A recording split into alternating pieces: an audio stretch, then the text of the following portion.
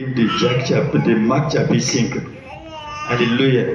Je répète, au nom du Seigneur Jésus-Christ, si tu veux que Dieu t'élève, tu ne dois pas avoir peur de quoi que ce soit. Si tu veux qu'il te promote, tu ne dois pas avoir peur de quoi que ce soit. Si tu veux qu'il te oigne avec une option surnaturelle, tu ne dois pas avoir peur de quoi que ce soit. Si tu veux qu'il te rende riche, tu ne dois pas avoir peur de quoi que ce soit. Quand Dieu te donne la richesse, quand il te donne les pouvoirs, quand il te donne la promotion, quand il te donne l'élévation, quand il te donne la percée, ça met des protections sur toi et sur tout ce que tu as. Alléluia. Nous sommes ensemble. Il y avait un leader, un dirigeant de synagogue, dans le livre de Marc, chapitre 5, verset 36. Il était allé voir Jésus-Christ pour que Jésus-Christ vienne guérir sa fille qui était malade. Alléluia. Vous connaissez l'histoire? Alléluia. Et Jésus-Christ allait avec lui, avec ses disciples sur la voie. Car une femme qui avait problème de sang pendant 12 ans était venue toucher les vêtements de Jésus-Christ. Et immédiatement qu'elle a touché,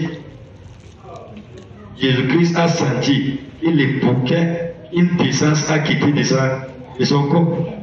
Alléluia. Et il s'est arrêté. Il a demandé à ses disciples qui m'a touché. Qu'est-ce que cela signifie? Quand quelqu'un a l'option de Dieu sa vie, il sait. Quand quelqu'un demande de l'option, et quand ça sort de sa vie, il sait. Il ne sait pas si cela sort ici. Alléluia. Maintenant, quand ça sort, il sait. Si j'ai pris pour ce monsieur, peut-être qu'il demande l'option. Quelle option il demande? Pour la guérison. Si une puissance sort de mon corps pour aller ici, je sais. Alléluia. Donc, quand le serviteur de Dieu te dit tu es guéri, il a dit pour dire rien qu'en vérité. Parce qu'il a senti la puissance qui est sortie de lui pour ici.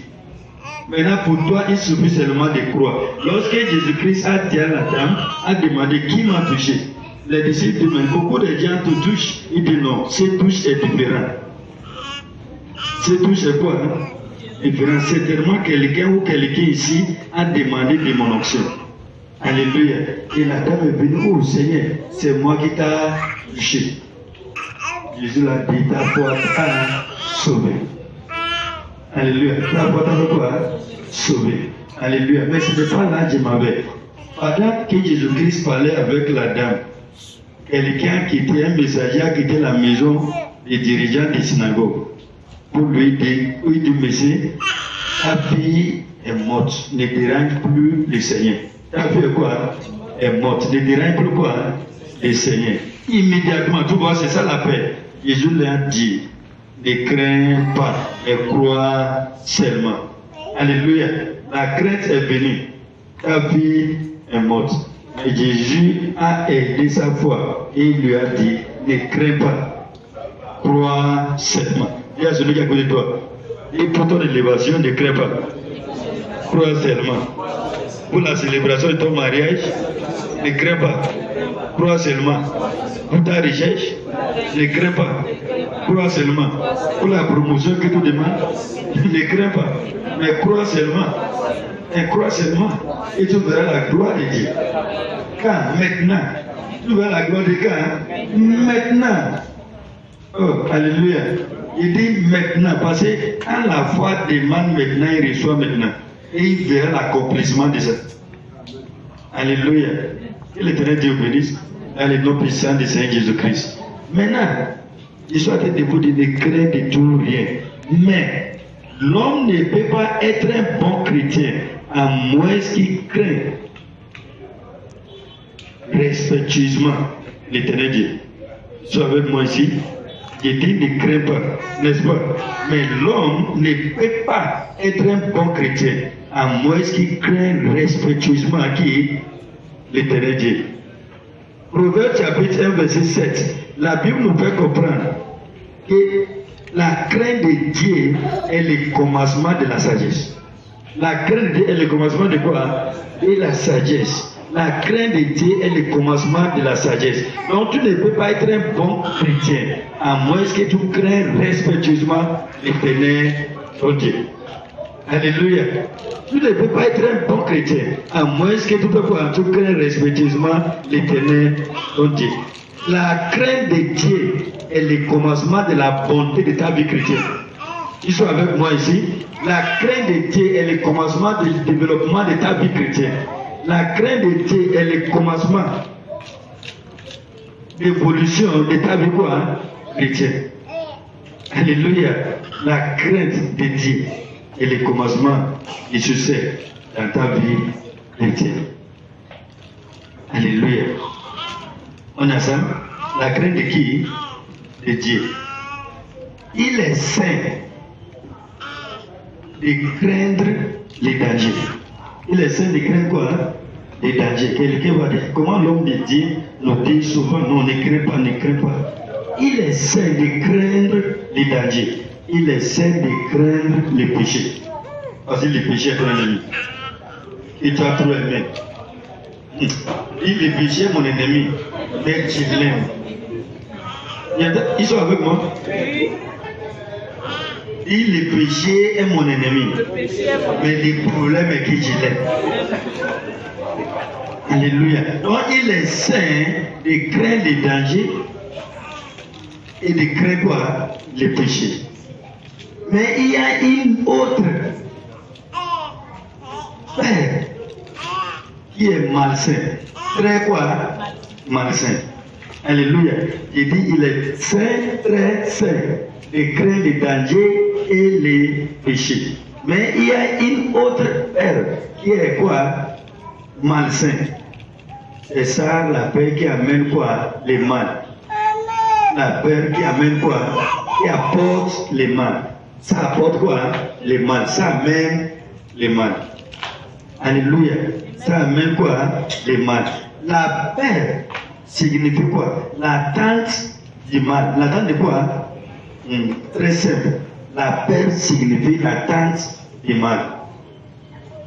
Avoir foi en Dieu signifie l'attente des miracles de Dieu dans ta vie. Ils sont avec moi. La peur est quoi? L'attente du mal. Avoir foi en Dieu signifie l'attente des miracles de Dieu dans ta vie. Alléluia. Que Dieu vous bénisse. Dans le nom puissant de Saint Jésus-Christ. L'attente des miracles de Dieu dans ta vie, c'est ça la foi. Alléluia. La crainte signifie l'attente du mal. Fais beaucoup d'attention avec ce que tu crains. Car ce que tu crains, c'est ce que tu espères. La Bible dit ce que tu crains peut t'arriver. Oh, ils sont avec moi ici. Alléluia. Que l'Éternel Dieu vous bénisse et qu'il fortifie votre foi. Dans le nom puissant de Saint Jésus-Christ. Beaucoup, par exemple, beaucoup de gens ne peuvent pas voyager. Beaucoup ont peur de faire quoi? De voyager. Beaucoup ont peur de voyager. Beaucoup ont peur de voyager. Beaucoup ont peur de commencer commerce. Et d'ici, commerce, business avec l'argent là. Est-ce que ça va marcher? Est-ce que quoi? Celui qui croit, il n'y a pas la phrase, c'est-à-dire le mot est-ce que dans ce projet. Dans ce quoi? Il n'y a pas est-ce que. Alléluia. Il n'y a pas quoi? Parce qu'il n'y a pas de doute dans ce que nous sommes en train de faire. Quand l'Éternel Dieu dit oui, il n'y a personne qui peut dire non. Alléluia. Il a dit tout ce que vos mains vont toucher seront quoi? Seront bénis. Pourquoi? D'où vient est-ce que? Tu demandes est-ce que ça va marcher? Est-ce que ça va réussir? Alléluia. Donc beaucoup ont peur de voyager. Là où la Bible dans Proverbe 21, verset 31. Alléluia. Que la délivrance appartient à Dieu. Alléluia. Beaucoup ont peur de faire quoi? De voyager. Là où la parole de Dieu déclare dans Proverbe chapitre 21, verset 31. La délivrance appartient à qui? À Dieu. Lorsque vous croyez vraiment que la délivrance appartient à qui? À Dieu. Vous n'aurez jamais peur lorsque vous voyagez. Alléluia. Si vous croyez réellement que la sécurité est du Seigneur, vous n'aurez jamais peur lorsque vous voyagez. Alléluia. Vous n'aurez jamais peur lorsque vous faites quoi? Vous voyagez. Non, moi qui est ici aujourd'hui, par la grâce de Dieu, la peur n'a aucune partie dans ma vie, ou bien dans mon corps. C'est-à-dire n'a aucun part. Alléluia. La peur n'a aucune partie dans mon cœur. Je suis sous la divine protection de l'Éternel Dieu. Tout ce que Dieu aujourd'hui est sous quoi? La divine protection de l'Éternel Dieu.